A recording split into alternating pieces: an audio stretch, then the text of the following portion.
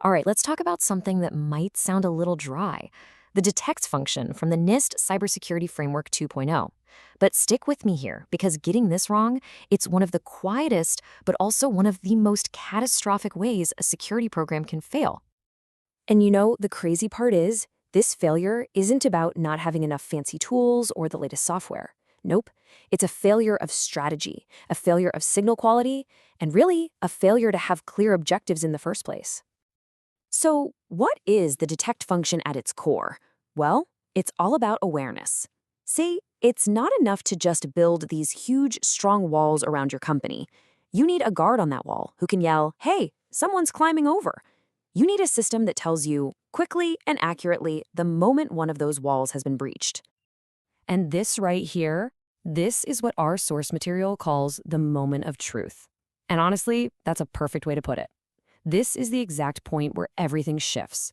It's where your security program stops being about what you think is happening and starts being about what's actually happening. It's the bridge between just assuming you're secure and knowing for a fact what's going on. So that brings us to the fundamental question every single business leader needs an answer to. I mean, if you can't answer this with confidence, you are, for all intents and purposes, flying completely blind.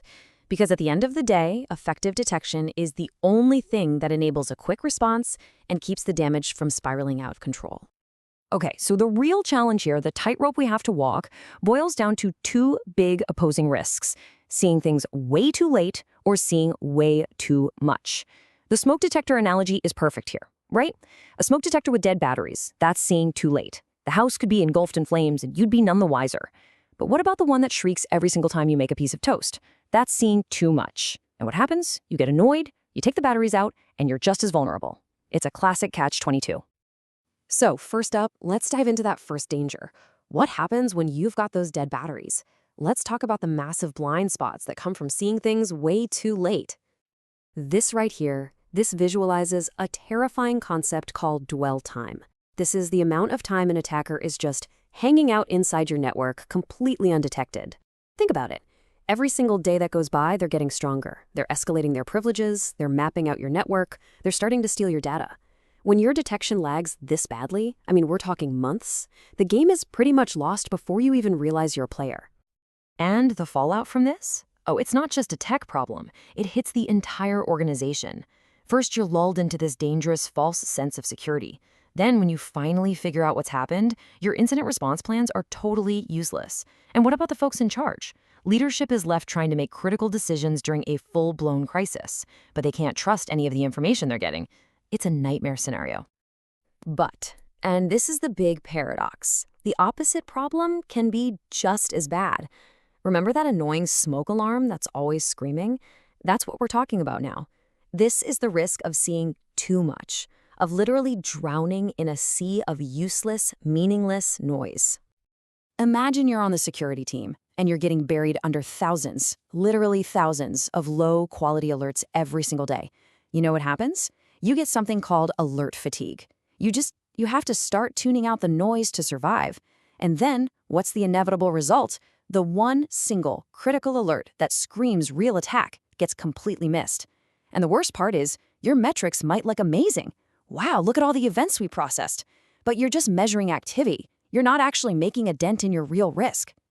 So, how in the world do we escape this trap? How do we build a detection system that can actually find the real fires without screaming every time we make toast? Well, the answer isn't just buying more tools. It's about taking a much more strategic approach, one that's totally focused on outcomes. Okay, so the path forward looks something like this. First, you have to define what you absolutely must detect, and you base that on your real business risks. Then, you focus on prioritizing high-confidence alerts, quality over quantity. It's also about making sure your detection signals are plugged right into your response plans, so they're actionable. And this is so crucial. It demands that you are constantly tuning and testing your systems, because you know the bad guys are always evolving their tactics. And you know what? When you get this right, it's not just an improvement.